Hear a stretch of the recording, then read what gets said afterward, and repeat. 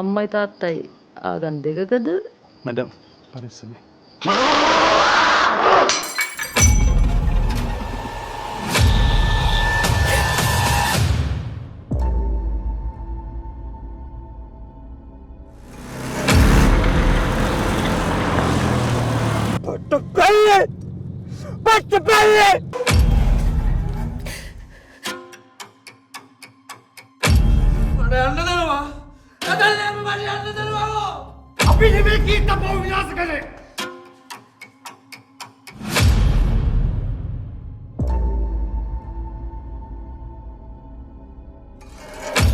ඔන්න කෙල්ලේ.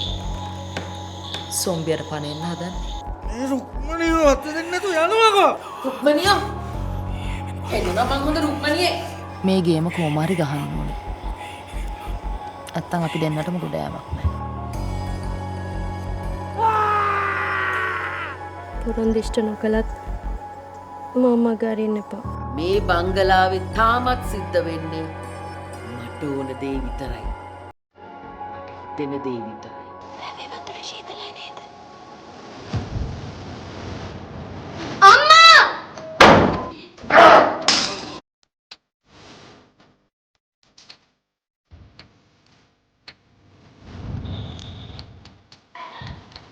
රැන්සනක්කෝ.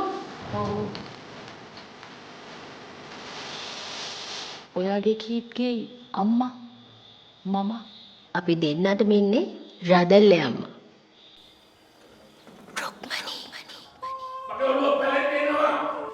ඒකට තමයි අප්පු මම මේ යන්නේ. ඉතින් යන්නකෝ. යන තැනක බෙහෙත් දීලා කෑම කාලා යන්නේ. තේරුණාද?